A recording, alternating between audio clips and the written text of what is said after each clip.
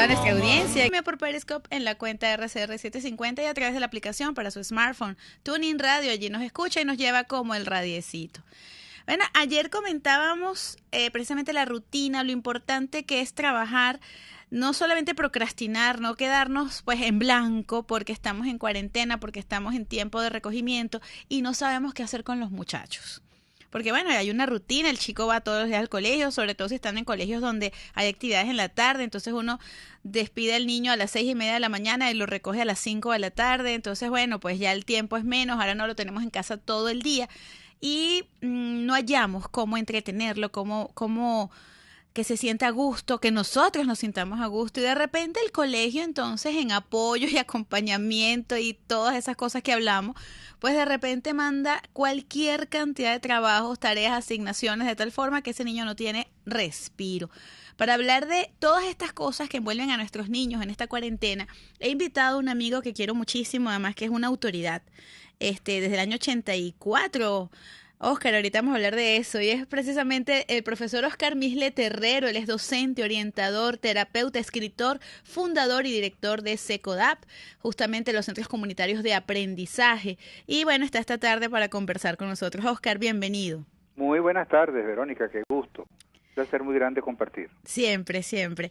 Óscar, en esta ya semana, vamos a decir 10 días, que llevamos de alguna manera de confinamiento, a lo mejor los primeros días eran eso, de hacer flojera, de entender qué es lo que está pasando, de explicarle a nuestros niños por qué no están yendo al colegio, y ya a 10 días de esta situación, pues ya no hallamos un poco qué hacer con ellos. ¿Cómo estás viendo tú esta situación inédita para nosotros, pero que para nuestros niños es completamente desconocida? Claro, en la medida en que van pasando los días, los niños se van dando cuenta que no son unas vacaciones, sino precisamente es una cuarentena. Ajá. Y van entendiendo que una cuarentena es un aislamiento social para evitar enfermarnos y evitar que otros se enfermen. Entonces, claro, eso es lo que nos toca convivir y estar muchas horas juntos. Van apareciendo la diversidad de intereses, necesidades, las tensiones propias del hecho de poder descubrirnos, porque damos más tiempo y vamos descubriendo cosas que a lo mejor no sabíamos de nosotros mismos. Es increíble, pero es así. Entonces, la capacidad de poder lidiar con todo eso, con esas diferencias, la capacidad de poder ser tolerante frente a eso, que también se pone en juego y pues, surge la posibilidad de molestarme, deshogarme, violentarme y poder agredir y poder de repente ofender. No porque somos malas personas, sino porque nos toca estar mucho tiempo juntos. Claro. Y sobre todo si no tenemos organizado ese tiempo, ¿no? Entonces, ¿qué pasa? El hecho de tener una rutina que permita tener horas para cumplir pues con las obligaciones de la casa, un espacio para recrearse, un momento para cumplir con las asignaciones escolares, todo eso debe ser muy equilibrado. Lo que nos vamos encontrando es que las familias están muy angustiadas. Las mamás te dicen, es que yo no soy maestra, yo no me formé como maestra. Hoy, hace ratico nos contactó una mamá porque le pusieron como asignación que identificara la sílaba tónica y no habían visto en las sílabas los acentos. Entonces él no sabía cómo explicarle a la mamá lo de la sílaba tónica y le dijo a la maestra, bueno, que no bastaba que le pusiera una asignación, sino también una inducción mínima. Ah, caramba. Ok. Entonces la maestra le dijo, bueno, averigüe en Internet. Dice, pero es que nunca hemos utilizado Internet, tercer grado estoy hablando, ¿no? Ok, claro. Entonces, esa descoordinación, pues, esa dificultad para darle continuidad en la casa a lo que es lo académico específicamente, se le está poniendo difícil, cuesta arriba a muchas familias, porque además tienen que cocinar, tienen que estar atentos, que la higiene de la casa se mantenga. A veces no es un solo hijo, sino son varios. Entonces, son varios miembros de la familia, además. Si hay una persona mayor, tienen que estarla cuidando, protegiéndola. Entonces, esa dinámica hace que, si no está bien organizado el tiempo, pueden surgir tensiones. Claro, y es que la tensión, Óscar, es prácticamente inherente a la situación, porque además de todo estamos tratando de que lo que estamos y lo que podemos adquirir con el poco ingreso que podamos tener, pues se mantenga y nos preocupa. Ciertamente. perder ese abastecimiento, y entonces aparte de eso a mí me pasa, yo soy maestra, me gradué en educación, tengo maestría en educación, tengo doctorado en educación, muy bien, y a mi hijo que está en primer año de bachillerato, pues resulta que en matemáticas le tocan operaciones combinadas de fracciones, Ajá, raspadísima, claro, o sea, puedo tener claro, todos los títulos de educación del mundo, pero no estudié matemáticas. exacto. Y ciertamente a mí sí me ha servido ese tutorial de YouTube, ¿no? Okay. Yo le digo al chamo, mira, vamos a ver algo que esté aquí bien en gráfico, oído, visual, pero yo tengo la ventaja de tener conexión, no todo el mundo tiene conexión en Venezuela. Claro, esta es otra, ¿no? No tienen internet, Ujú. entonces no tienen la plataforma y además las asignaciones son por internet y no todos los profesores entonces asignan pues a trabajo para la casa. Entonces en unas materias tienen, pero en otras no, entonces no entienden los estudiantes qué va a pasar con la materia donde no tienen asignaciones para la casa. A mí nosotros hicimos una campaña que se llama Nuestra Voz, que fue consultarle a los chicos y chicas que participan en el grupo Resonancia, que tenemos desde hace muchos años en Secodá y retomamos ahora. Le preguntamos para que vía internet, vía WhatsApp, nos contaran un poco cómo están viendo todo esto que estamos viviendo, Ujú. qué proponen para hacer en la casa. Entonces uno de los estudiantes de 14 años decía, yo lo que me estoy convenciendo en esta cuarentena es que nos tenemos que convertir en unos autodidactas. Te lo dijo el niño de 14 años. ¡Wow! Entonces, dice, porque si no tenemos quien nos explique, no tenemos quien nos oriente, no tenemos quien nos asesore, nos toca descubrir por nuestra propia cuenta lo que tenemos que aprender y cómo lo tenemos que aprender y en dónde tenemos que buscar la información. Fíjatelo. Y eso coincide con otro estudiante que también, más bien como que animaba a buscar por internet y a conectarse con internet, porque él decía, muchas veces los profesores no están preparados, o no, hemos descubierto que no están preparados para ni siquiera atendernos directamente cara a cara, cómo lo van a hacer a distancia, si les cuesta hacerlo cara a cara. Claro, Entonces, claro. hay como un cuestionamiento de la educación, ¿no? En el para qué de la educación. Yo siento que lo académico es importante, pero no es lo primordial, o no es lo único. Ujú. En estos momentos de emergencia como lo que estamos viviendo, hace falta mucho espacio para trabajar lo afectivo, lo socioemocional, para que los muchachos pudiéramos desarrollar lo que llamé un artículo que escribí para Carota Digital mañana, lo que es la resiliencia familiar, ¿no? En la cuarentena como una posibilidad para la resiliencia, entendiendo por resiliencia la capacidad que tenemos de salir fortalecido en la adversidad.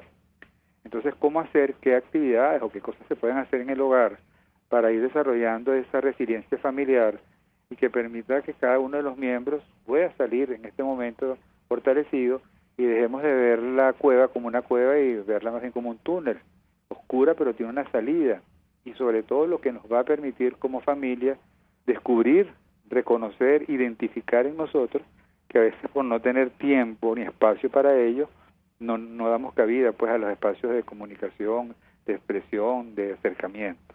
Exacto, ayudarlo a hacer la tarea per se no es una forma de comunicación, a lo mejor es preguntarles cómo vamos aprendiendo, o esa anécdota de cuando a mí me tocó aprender eso, qué era lo que yo hacía, esas cosas a los muchachos les encanta, Eso les encanta. escuchar que nosotros también fuimos muchachos. Que ellos fuimos muchachos, que también tuvimos dudas, que también pasamos por momentos similares y que se nos ocurrieron cosas también interesantes para poder conectarme con lo que no me gustaba o con lo que me motivaba menos, ¿no? Y recordar, por ejemplo, ver un poco cuáles de las materias que están viendo siente que no les gusta menos, y investigar en internet algunas formas o algunas alternativas, algunas herramientas como tú haces para poder accesar a ese conocimiento de una manera didáctica, ¿no? Bueno, Entonces, sí hay posibilidades que se nos brindan, exacto, pero eso requiere hacer un trabajo personal de cómo nos estamos sintiendo con toda esta situación de la cuarentena, para poder también hacer nuestro trabajo personal, no solamente de atención a los niños, sino también cómo me atiendo a mí mismo, ¿no? En este proceso. Y una cosa importante, con esto me voy a ir al corte, Oscar, y seguimos hablando al regreso, pero una cosa importante es recordarle a los papás que la tarea es de los chicos, no es de nosotros, no es de nosotros la tarea. Nosotros nos emocionamos porque me pasó, o sea, llega la tarea y yo, ay, ¿qué hay que hacer? Y yo, ya va, un momentico, la tarea es de él, tú puedes apoyar, pero no es tuya. No, de verdad que estamos, yo creo que tenemos que darle la vuelta a esta situación, porque no tenemos otra salida que convivir, y vamos a convivir de la mejor manera. Ya venimos. Ya regresamos con más de Cine 3, su revista en RCR.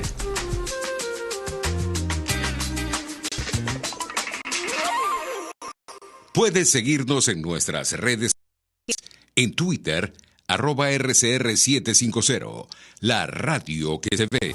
CAEP, tu solución académica, tiene para ti y tu familia clases de refuerzo y nivelación en inglés, matemática, física y química, talleres de inglés para niños, jóvenes y adultos, talleres de oratoria, ortografía y redacción, técnicas de estudio y más. Llámanos al 0414-327-6717 o escribe a idiomaspisocaep@hotmail.com. Te esperamos. ¿Vas a emigrar a otro país? Trámites Legales Express. Expedimos, legalizamos y apostillamos tus documentos para el exterior. 0424-249-0332. Pregunta por Salvatore, il originale. Trámiteslegalesexpress@gmail.com. La solución en tus manos. Buenos Restaurantes ofrece el más variado y extenso menú gastronómico para los comensales más exigentes. Si lo que deseas comer no está en su menú, sus maestros del arte culinario te lo elaboran como tú deseas. Acércate y calma tu antojo. En la 6ª Avenida de Altamira, entre 3ª y 5ª Transversal, está Buenos Restaurante, único y especial.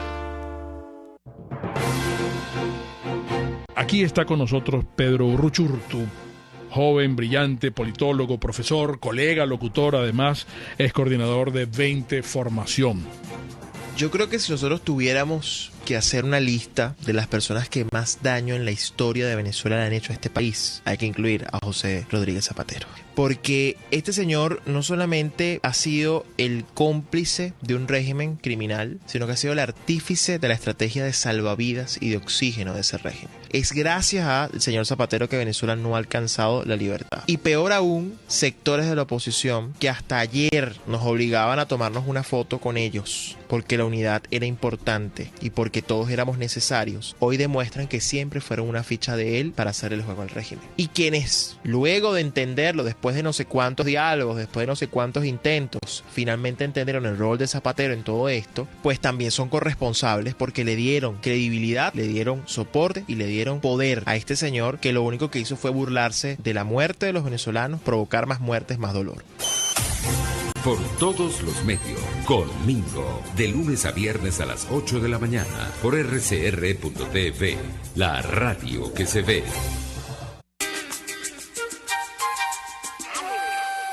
Hacemos un alto en la rutina, a respirar y disfrutar. Estás en Sin Estrés. Así es, estamos de regreso acá en Sin Estrés y saludo rápidamente, me eché broma que estaban ahí en el chat pero no los saludé, bueno, Peter Palczynski, Griselda Ferrer, Yoyo Juárez, Pepe Blanco, Félix Guedes, Griselda Ferrer, por acá también, Yeret querida, que gracias por estar en sintonía, Emiliano Rojas, Maite, bueno pues, Roberto Ortiz Espinosa, por supuesto. Aquí también Luis Evelio Chávez está con nosotros, Félix Guedes, Betty Soto, mi mamá, que no está en el chat, pero sé que está en sintonía. Muchísimas gracias por estar con nosotros. Bueno, pues estamos hablando precisamente en esta tarde con Oscar Misle, director fundador de SECODAP, educador, orientador, precisamente hablando de este tema de nuestros niños en casa. En la parte anterior estuvimos conversando precisamente de todas estas cosas que implican tener a los chicos, hacer las tareas, trabajar con ellos, que la tarea es de ellos, es importante, y eso es un autorregaño, porque bueno, no quiere lucirse, bueno, ahora sí, si van medio comprometidos en este segundo lapso, bueno, con este empujón de mamá, de papá, a lo mejor entonces logramos que aprueben todas las materias en el lapso, pero la idea es que ellos trabajen, que ellos sientan ese trabajo. Oscar, y esas actividades que tú bien comentabas, lo académico es importante, pero nosotros que nos formamos a lo mejor en un momento en que la escuela era pues lo primordial y nuestro trabajo y nuestra tarea en casa era hacer la tarea, estudiar, sacar buenas notas, nos damos cuenta de que la dinámica en este siglo XXI cambia, nos lleva entonces a que formemos a chicos emprendedores con iniciativa, con niños espontáneos, pero ¿cómo trabajarlo si nosotros no tenemos esa formación? Sí, ahí es donde está el reto más complicado, ¿no? ¿Cómo hacer para nosotros informarnos y formarnos, para buscar nuevas formas de comunicarnos sobre todo lo que tiene que ver con la educación emocional es clave, es determinante, ¿no? Así es. Educación emocional para reconocer nuestras emociones, nuestros sentimientos, poder crear espacios para que ellos puedan motivarse al sentirse que son escuchados, que son valorados, que son reconocidos como persona, como ser humano. Eso hace que haya una apertura distinta hacia lo que es el aprendizaje, o sea, lo que es el interés por lo que puedan ser la información que puedan recibir en la escuela. Entonces, ese espacio para la formación ciudadana es clave, y eso tiene que ser con el ejemplo. Muchas veces tú te ves que el niño es muy buen estudiante, y hay que ponerlo entre comillas porque no es buena persona, no es solidario, no coopera, no colabora con el otro, no es empático, no es compasivo. Entonces, un poco nos preguntamos si esta situación que estamos viviendo en el mundo, fíjate que ya no decimos en el país, en el mundo de recogimiento, de retiro, de aislamiento, pero de un retiro, no es para un poco de ver cómo tenemos que repensar la educación. Así es. Porque no se trata de que los padres nos formemos únicamente para tener estrategias para que el niño pueda asimilar ciertos contenidos o memorizarlos, sino ver qué relación tiene eso con la vida práctica, con el día a día, para que no pase lo que le está pasando a las maestras, a las mamás, que me dicen, yo eso lo vi, yo sé que eso lo estudié, pero a mí se me olvidó todo lo que yo aprendí, y yo era buena estudiante y siempre fui destacada, pero a mí se me olvidó, yo no sé qué me pasó, pero me puse en blanco. Entonces hay como una verificación en estos momentos de que no necesariamente lo que memoricé lo aprendí. Entonces Ajá. hay que crear formas de que lo aprendido realmente se traduzca en acciones que te permitan a ti evidenciar la utilidad del aprendizaje adquirido, ¿no? En trasladar precisamente esa teoría a la práctica, Así es. que es lo más complejo. Claro, yo entiendo, y aquí me voy a salvar yo también, aquí entiendo que uno no se acuerde de las operaciones combinadas de fracciones. Caramba, pero deberíamos acordarnos de la sílaba tónica. Increíble, ¿no? Se supone que escribimos todos los días algo. Porque a lo mejor lo sabes identificar, pero no lo sabes explicar, ¿no? Claro, claro, Porque sí. no es lo mismo que lo reconozca que explicarlo, lo que decía ella, ¿no? Sobre todo para que el niño de tercer grado lo entienda, ¿no? Pero bueno, hay formas de hacerlo. Lo único que hay que buscar cuáles son los métodos que se adecúen pues a nuestra poca capacidad didáctica o nuestra dificultad, vamos a decirlo así, para transmitir el conocimiento. Entonces hay que buscar formas alternativas, buscar, por ejemplo, alianzas de familiares. A través de internet nos podemos intercomunicar y entonces que sean otros los que nos asesoren, nos ayuden, nos apoyen. Ese tipo de alternativas hay que buscarlas. Nosotros de alguna manera acá en Venezuela ya tenemos la experiencia del año pasado que no se vivió en el resto del mundo con la crisis energética. Nosotros tenemos como ventaja en este año que al menos tenemos electricidad y tenemos la mayoría tenemos conexión a internet y podemos buscar otras formas de acompañamiento. Exacto. Ya el año pasado pues era una cuarentena obligada, no por salud, sino precisamente porque todo estaba detenido y nos tocó pues incluso ser mucho más creativos porque no teníamos un apoyo. Así es, tenemos esta alternativa ahora en este momento. Nuestros niños llevan tiempo ciertamente con años escolares bien cortitos, ¿no? Sí, yo no quería de que se me quede sin comentarlo porque es que me preocupa mucho algo. Nosotros nos llaman con mucha frecuencia en estos días para ver un poco cómo hacer para ocupar el tiempo en casa, ¿no? Y pareciera que mientras más actividades hay, menos posibilidades hay de que los niños se porten mal, ¿no? Y me dicen, y a veces me parece que se nos está pasando la mano y que lo estamos poniendo a hacer tantas actividades que no quedan espacios para que los miembros de la familia tengan sus espacios, en que haya un momento sin hacer nada. Pareciera que ese espacio personal, que es donde yo puedo estar tranquilo sin tener que tener una asignación, no escolar ni académica, sino tareas, pues, juegos, teatro, le ponen toda una gama que nosotros hemos promovido, pero hay que hacerlo de manera equilibrada para que haya tiempo para todo y no que sientamos que el espacio familiar se convierte en un espacio tenso por la sobrecarga que tenemos de actividades que hacen que más bien surjan discusiones, disconformidades, porque como que no tienen su espacio personal, ¿no? El tiempo de juego, por ejemplo, de los niños, espontáneo, el que no tiene que ser necesariamente el inducido por el adulto, ¿no? Exacto, no nos podemos sentir culpables porque hay un rato en que nosotros también nos ocupamos de nosotros mismos y los chicos están por su cuenta. Al contrario, necesitamos ese espacio para nosotros mismos. Así es. Para poder apoyarlos emocionalmente. Difícilmente un padre o una madre puede apoyar a un niño emocionalmente si está cargado, si no se desahoga, si no se consciente sus estados anímicos, Si necesita desahogarse, bueno, llamar a alguien o conectarse con alguien por internet para plantearle lo que le está pasando, no desahogarse con los niños, sino más bien con personas que puedan apoyarte realmente, ¿no? Y tener para claro... poder hacer en este momento, Ajá. pues para poder contener, inclusive hay situaciones que se presentan con los mismos niños cuando discuten o pelean entre los hermanitos. Así es, Entonces, así tener es. el espacio de que nos podamos sentir con, no sentirnos solos, creo que es lo más importante en este proceso. No, y tener claro, Oscar, que todavía no tenemos realmente un tiempo determinado de culminación de este recogimiento, entonces no agotemos Así las es. actividades, ¿no? Y sobre todo que hay una cosa también que es muy, muy importante, también nos los consultan mucho, es qué le digo yo cuando mi hijo o mi hija me pregunta ¿hasta cuándo es esto? ¿No? Entonces nosotros lo que le planteamos es, miren, eso hay que ser honesto. De momento son 40 días, sean porque se llama cuarentena, pueden ser menos, en la medida en que cada quien ponga de su parte, que cada quien se cuide, que cada quien no salga de la casa, que hagamos del aislamiento un acto de solidaridad para no enfermar a otros también. Entonces va a ser menos el tiempo, pero eso lo vamos a ir viendo en la medida en que vayan pasando los días.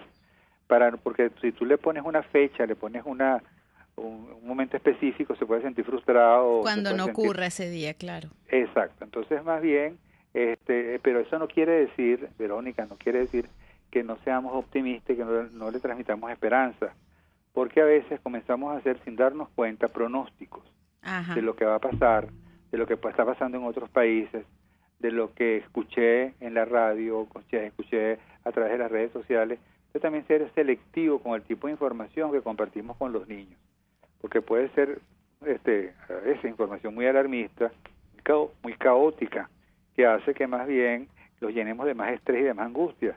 Entonces, filtrar también un poco la información o administrar, yo diría, la información para que no tengamos, no sea tóxico lo que recibimos, sino más bien sea educativo, formativo y que nos permita también aprovechar estos momentos en cuarentena para tener espacio para conversar sobre nosotros, sobre la familia, sobre nuestra experiencia de cuando éramos niños, sobre momentos que pudimos haber vivido cuando estábamos pequeños a través de un terremoto, un desastre natural. Sin embargo, salimos todos fortalecidos porque nos acompañamos, porque nos escuchábamos, porque nos valorábamos el esfuerzo que cada quien hacía.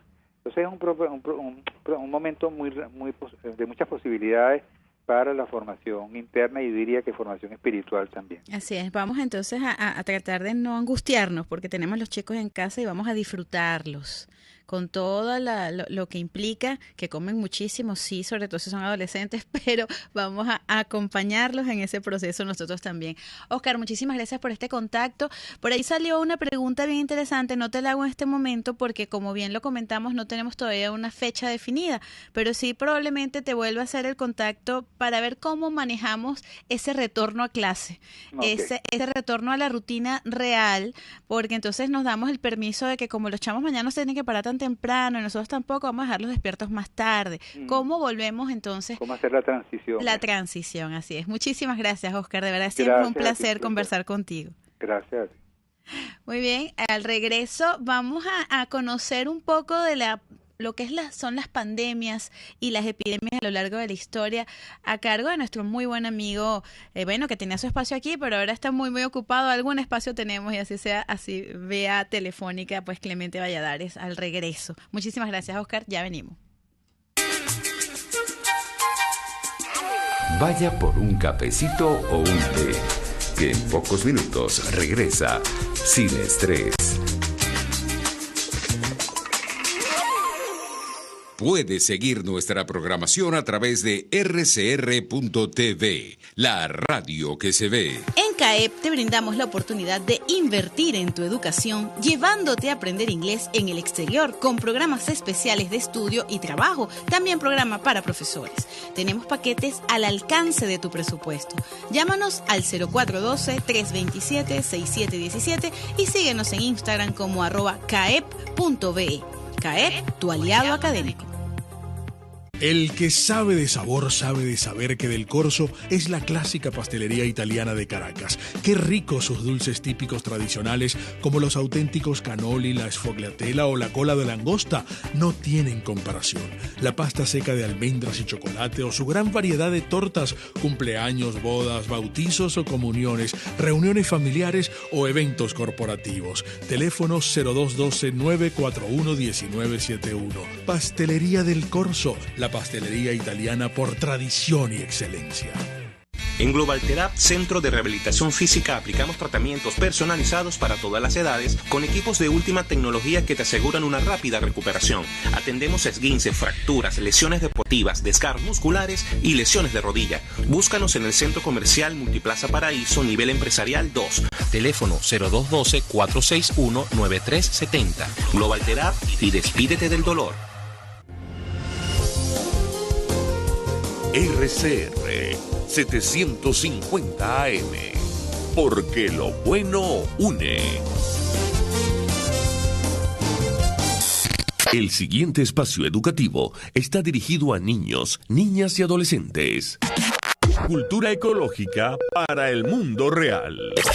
RCR presenta El Conuco de Prometeo, una producción nacional independiente de Carlos Peláez, certificado número 22.388, para dar cumplimiento al artículo 14 de la Ley de Responsabilidad Social.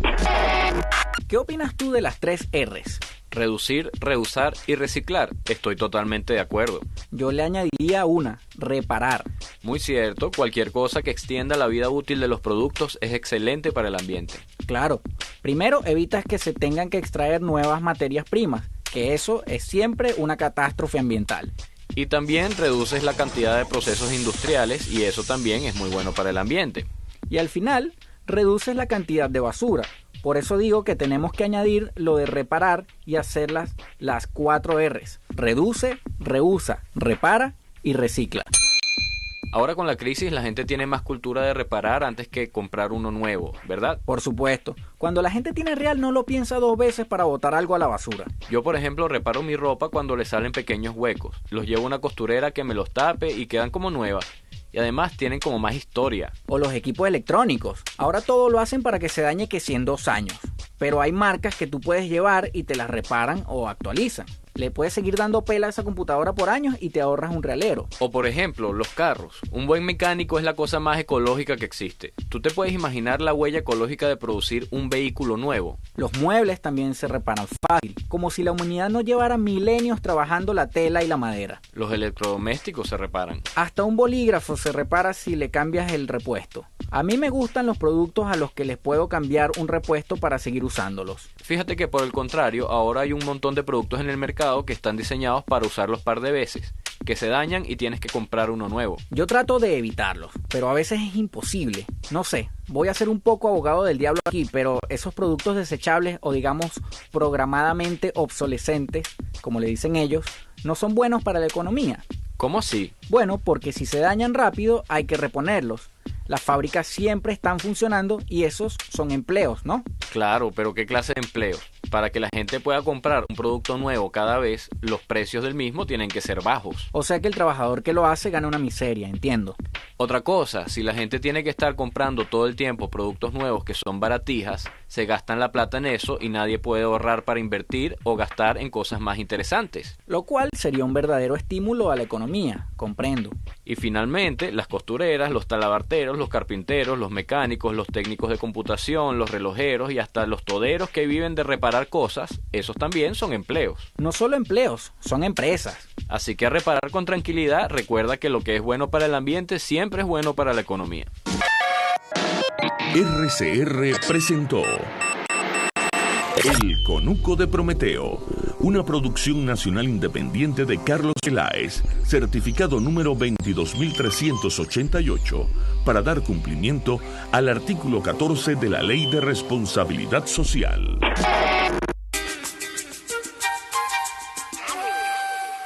A tomar papel y lápiz, buscando soluciones. Seguimos en Sin Estrés. Así es, estamos de regreso acá en Sin Estrés y bueno, ahora vamos a hablar precisamente de la historia y la ecología de las epidemias con nuestro amigo Clemente Valladares Castillo, biólogo marino de la Universidad de Oriente, con maestría en España y Reino Unido. También tiene 27 años de experiencia profesional, incluyendo empresas polares e instituciones internacionales. Desde el año 2001, pues en el Ministerio del Ambiente venezolano coordinando proyectos de conservación de fauna silvestre. Es estudiante del doctorado de Ecología de la Universidad Central de Venezuela desde el 2017 y actualmente profesor de Ciencias Naturales en el Colegio San Agustín. Precisamente por el colegio lo perdimos acá en nuestras conversaciones con Clemente. Clemente, buenas tardes. Hola, ¿cómo estás? ¿Cómo te va? Muy bien, muy bien. Aquí, bueno, como te digo, o como le he dicho a todos, disfrutando pues mi tiempo de recogimiento, viendo en qué podemos colaborar y apoyar también para que esto salga más rápido. Y hablando de salir más rápido, Clemente, para nosotros, obviamente, en este siglo XXI, y yo creo que en los que estamos vivos, pues del siglo XX para acá, no habíamos tenido esta experiencia. Hemos sabido los brotes de dengue, de chikungunya, de Zika, la H1N1, pero ninguna nos había llevado a estar en cuarentena. ¿Cómo es esto y cómo han sido precisamente esto de las epidemias, las pandemias? Bueno, fíjate, la pandemia más antigua que se tiene conocimiento, si ustedes revisan por internet, inclusive las enciclopedias, lo que van a conseguir es que hace como 5.000 años, por ahí en el 3000 antes de Cristo, wow, en la época prehistórica, en China, hubo aparentemente, hay varias tumbas colectivas de todos los grupos etarios, es decir, jóvenes, niños, hubo adultos mayores, de todas las edades consiguieron fosas comunes y no se encontraron evidencias de batalla o de algún hecho catastrófico y se infiere que esa fue una de las epidemias, las primeras pandemias que hubo en el mundo. Eso ocurrió en China. Son las primeras evidencias que hay. Eso tendrá que ver entonces con ese lugar de origen que, bueno, pues casualmente ocurre en esta oportunidad también. Venimos con esta virosis desde China. De eso no tenemos ninguna referencia. La referencia más antigua que sí tenemos casi segura es de la antigua Grecia, como en el año 400 antes de Cristo. Sí, porque hay una referencia que se cuenta por el historiador Tucídides, que lo dejó registrado. Hubo una plaga en Atenas, y fue luego de las guerras que hubo con Persia y entre ellos mismos, y se supo que sí fue una enfermedad y se describió y se parece mucho por lo que explica Tucídides que fue algo parecido al tifus o al ébola. Okay. Es lo que según el patrón de los síntomas que mostraban los atenienses. Eso es lo más antiguo que se tiene con casi seguridad, que sí fue una epidemia que acabó con creo que la mitad de la población de Atenas. Nosotros escuchamos referencia, por ejemplo, a la peste negra o a la gripe española. Hemos escuchado de historias de pandemias que acabaron con buena parte de la población y que no hasta hace mucho, pues el siglo XIX, todavía eran de alguna manera comunes. Sí, fíjate lo que pasó en Europa con la peste negra. La peste negra es lo mismo que la peste bubónica. Ajá. ¿Okay? Esa es una bacteria. Entonces, y se pasa a través de varios animales, es lo que llaman los científicos zoonosis. Te van transmitiendo el germen de un organismo a otro. La bacteria es la responsable y te infecta todo el sistema linfático. Entonces se llama peste bubónica porque te salen como unos bubones, una inflamación en la parte linfática de tu cuerpo, que es tu otro sistema circulatorio. Y entonces lo que pasa, las descripciones son mucho mejores que las que dejaron la gente de la Alta Edad Media. Pues eso fue como en el año 1348 y entró por China. Se sabe que llegó de China porque el comercio estaba comenzando, que se traía de Génova por estos puertos italianos, se traía desde China las especies y la trajeron de allá. Y pegó igual, muy parecido como pegó esta pandemia del siglo XXI. Claro, con una letalidad mucho mayor. No había ciencia, no había cuarentena, no había forma de comunicarle a la gente qué hacer. Y eso se regó y aparentemente murieron como 25 millones de europeos de una población de 100 millones en toda Europa. Wow, estamos hablando de un número bien elevado. Sí, el 25% de la Europa murió. Aquí la letalidad es menos del 5% en esta pandemia actual. Eso es porque como siglo XXI estamos mejor preparados para una situación de este tipo o es porque probablemente el virus tiene un poder de letalidad menor que lo pudo tener pues la peste bubónica? Sí, bueno, las enfermedades inteligentes lo que hacen es mantener enfermo a su paciente sin matarlo. Eso sería la lógica para que sobreviviera, porque cuando un virus se muere, su hospedero, se queda ahí y no se reproduce. Claro. Entonces, pierde la razón de ser. Los organismos tienen como una especie de estrategia de supervivencia y seguir contaminando sin matar a su hospedero. Mientras más letal eres, terminas ahí de infectar. Si tú puedes propagarte mejor y mantienes como la gripe normal. La gripe normal tiene una letalidad del 0,1. O sea, se muere 1 de 1000.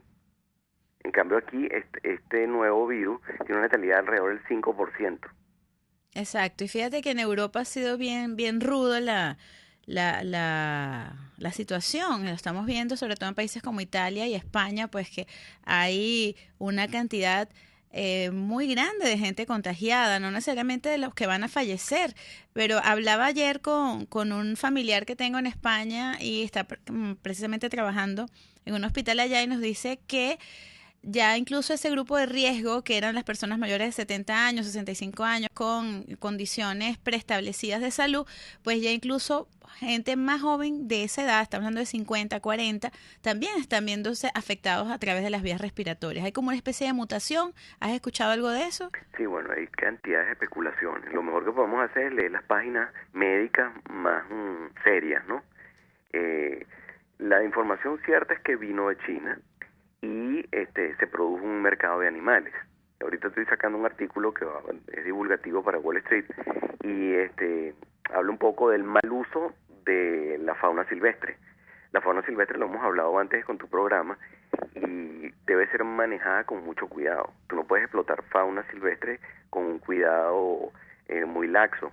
Tú tienes que manejar básicamente fauna doméstica para el consumo humano. Aquí se están utilizando animales de todo tipo, unos mercados todos desasiados que ayudaron a resolver muchos problemas alimenticios desde los años 70 y 80 en China. Pero con el desaseo, esos animales pasa lo que te expliqué, la zoonosis, van pasando las enfermedades a otros huéspedes y así llegan hasta los humanos. Que probablemente en condiciones normales no tendrían por qué afectar a los humanos. Si tú tuvieras un aseo en esos lugares y no tuvieras fauna en peligro de extinción y fauna muy exótica, que tiene enfermedades nuevas, y no tienes veterinarios que están controlando esas cosas y biólogos o médicos que están supervisando, no pasaría lo que pasó. Eso ya está comprobado, salió incluso en una de las mejores revistas más serias, que es Current Biology, salió el análisis de que viene de los pangolines. Bueno, tengo que irme al corte, pero de verdad que está esto bien interesante para entender estos comportamientos históricos que nos han hecho llegar precisamente a estar en cuarentena al día de hoy, en este siglo XXI. Pero vamos entonces al regreso a seguir conversando con Clemente Valladares de esta historia de las pandemias. Ya venimos. Ya regresamos con más de Sin Estrés, su revista en RCR.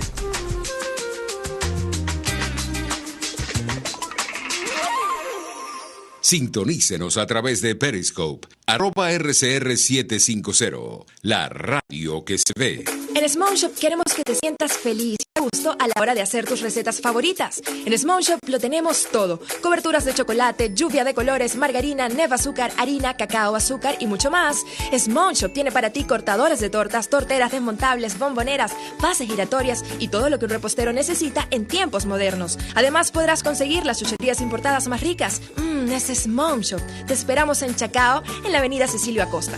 Small Shop, la casa perfecta de la repostería, con envíos a nivel nacional. Síguenos en Instagram en @smallshopca. En CAEP ofrecemos 5 destinos internacionales para aprender inglés. Tenemos alianza con escuelas extranjeras de larga trayectoria. Atención, estudiantes y profesores de la UCAP. Contamos con precios especiales para ustedes. Llama al 0414-327-6717 y síguenos en Instagram @caep.be. CAEP, tu aliado académico. Mientras los militares tengan los incentivos suficientes para seguir del lado de Maduro, aquí ni que participen en 400 elecciones van a sacar al chavismo. Quítense esa película de la cabeza. Olvídense del cuento de que votar masivamente, que no importa ganar, que lo que importa es participar porque hay que desenmascarar. Olvídense del tango que Gardel murió. La piedra de tranca en Venezuela es la carencia de militares dispuestos a sacarle la silla a Maduro. ¿Cómo se resuelve eso? Bueno, hay que cambiar la estructura de incentivos con los militares, o hay, a mi juicio, lo más efectivo, porque ya se les ha ofrecido de todo, que plantearles una amenaza real para que desistan de acompañar a Nicolás Maduro. Y así nos va, pura cabilla. Lara y Hernández descosen y revelan los secretos más oscuros del acontecer político. Y así nos va, de lunes a viernes a las 4 de la tarde. Radio Caracas Radio, porque lo bueno une.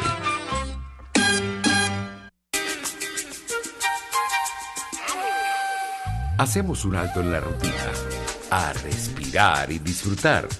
Estás en Sin Estrés. Así es, estamos de regreso ya en la parte final del programa. Saludo a Dan Burgos en Florida, que si no lo saludo le va a dar algo, ya te saludé, Adam. Estamos hablando con Clemente Valladares de la historia y la ecología de las epidemias. Clemente, y la gripe española, era española, venía de España, ¿por qué se llamaba gripe española? Bueno, eso fue un error, en realidad no venía de España, venía de Kansas. Al terminar la Primera Guerra Mundial, el mundo quedó muy golpeado y muy susceptible a las enfermedades. ¿Qué es lo que hacen las enfermedades? Es como un parásito, aprovecha el momento y es casi un depredador, aprovecha la oportunidad para expandirse y crece igual como todas las poblaciones. Si tú tienes un medio fértil, tú creces. Los humanos estábamos todos debilitados, todos golpeados, la economía estaba destruida y Estados Unidos, a pesar de que fue uno de los países ganadores, ahí se propagó la enfermedad, empezó en Kansas, en una de las clínicas que estaban atendiendo a los soldados. Y de ahí se fue difundiendo. ¿Qué es lo que pasa? Que había una censura en el mundo y en España eran unos países neutrales y entonces todo el mundo pensaba que venía de allá de España. Aquí nos llegó y nos pegó bastante duro. Y así quedó, pues quedó en española y así, sin aclaratorio. Conocimiento es el mismo H1N1, la influenza del año 1918. Claro, pero no había las opciones de alivio que teníamos pues cuando llegó en esta oportunidad. Sí, totalmente. Ahorita hay cantidades de antipiréticos e incluso medicamentos mucho más avanzados que pueden controlar una gripe desde muy leve hasta muy grave. ¿Esa gripe española es la primera que se tiene conocimiento, Clemente, que llegó a Venezuela? Mira, a mi hija le mandaron una tarea respecto a las enfermedades en la colonia. En la época de la colonia pegó de todo y Venezuela ha tenido una cadena de enfermedades que no han acabado con la población tanto como nuestra guerra de independencia y la federal, pero sí nos han golpeado fuerte porque las condiciones de salubridad, especialmente en el interior del país, son terribles. Claro. Y bueno, en los últimos años, estamos hablando 50 años, se mejoró la salubridad en Venezuela, pero en los últimos 10 años hemos retrocedido. Es correcto. Ahí estamos viendo precisamente, bueno, que han surgido enfermedades que ya para los 80 estaban erradicadas completamente. En serio, ya se nos acabó el tiempo. Mira, está Pretty Woman hablando. Clemente, ¿dónde te podemos ubicar en esa lectura precisamente de Wall Street Journal para que, bueno, quienes quieran ahondar en esta información puedan hacerlo? Bueno, ahorita el artículo lo acabo de preparar y lo mandé a corregir, pero ese va a salir a finales de mes por la velocidad que tienen ellos y la cantidad de artículos. Pero ese es el Wall Street Journal, saca una revista internacional que se llama Wall Street International Magazine y publica en varios idiomas. Yo escribo más que nada en español, pero también saco artículos en inglés. Este lo voy a sacar en inglés. Muy bien. Allí, y bueno, por supuesto, a seguirte en la revista de Wall Street Journal para que podamos tener esa información. Clemente, muchísimas gracias y esperamos tener otra oportunidad de conversar estos temas tan interesantes que siempre nos trae. Gracias a ti y a los que escucharon. Seguro. Bueno, amigos, nos despedimos y lo hacemos a nombre de Jaime Nestares en la dirección general de la estación, en la gerencia de producción Blitz Arcaya, en la producción Juliet Córdoba y nos acompaña Carla Sons, en los controles Víctor Mejía. RCR presentó Sin Estrés con Verónica Oliveros. Solo por rcr.tv, la radio que se ve. RCR presentó Sin Estrés. Una producción nacional independiente de Verónica Oliveros, certificado número 28670, para dar cumplimiento al artículo 14 de la Ley de Responsabilidad Social. Este programa fue presentado por CAEP, tu aliado académico. RCR 750 AM, porque lo bueno une. El siguiente espacio educativo va dirigido a niñas, niños y adolescentes. La Fundación Bancaribe para la Ciencia y la Cultura presenta los hechos, las personas, las ideas que tejieron y cambiaron nuestra historia. RCR presenta Historia Portátil, una producción nacional independiente de Arlenis Olivero, certificado número 4349. Hoy presentamos el gran lema de Venezuela. 14 de julio de 1936. Hace 7 meses que ha muerto Juan Vicente Gómez y el país se encuentra ante un nuevo horizonte de sus posibilidades. Se discute febrilmente sobre los problemas acumulados a lo largo de los 27 años de dictadura gomecista. La palabra problema está de moda. En eso, ese día, 14 de julio, aparece un artículo editorial en el diario Ahora. Lleva la firma de Arturo Uslar Pietri, para el momento un escritor de 31 años que ya había publicado una novela memorable, Las Lanzas Coloradas. El título del artículo es Sembrar el petróleo. Había nacido así la metáfora, la imagen, la meta que iba a orientar el quehacer venezolano desde 1940 en adelante hasta nuestros mismísimos días. ¿Cómo hacer para que la riqueza petrolera, no producida por el trabajo de los venezolanos, sino que derivada del agotamiento de un recurso natural, se convirtiera en riqueza permanente, resultado de nuestro esfuerzo? Las palabras decisivas de aquel artículo decían así: urge aprovechar la riqueza transitoria para crear las bases sanas y amplias y coordinadas de esa futura economía progresiva, que será nuestra verdadera acta de independencia. Es menester sacar la mayor renta de las minas para invertirla totalmente en ayudas, facilidades y estímulos a la agricultura, la cría y las industrias nacionales. Si hubiéramos de proponer una divisa para nuestra política económica, lanzaríamos la siguiente, que nos parece resumir dramáticamente esa necesidad de invertir la riqueza producida por el sistema destructivo de la mina en crear riqueza agrícola, reproductiva y progresiva, sembrar el petróleo. Uslar pensaba sobre todo en riqueza agrícola y que el petróleo era algo pasajero que había que aprovechar con premura. Todavía en 1936 el país no había caído en la cuenta de lo que significaba el petróleo que llevaba en el vientre ni de lo que iba a durar. Pero la idea básica estaba clara. Se trataba de transformar una riqueza transitoria en riqueza permanente. El significado de la imagen se fue ampliando hasta perder su relación con lo agrícola para abarcar la industria, la educación, las comunicaciones, todo, en fin, lo que fuera permanente y obra nuestra y no un regalo de la naturaleza. Y transformada de ese modo es que la frase se ha convertido en la guía y el imperativo nacional tras del cual aún andamos: sembrar el petróleo.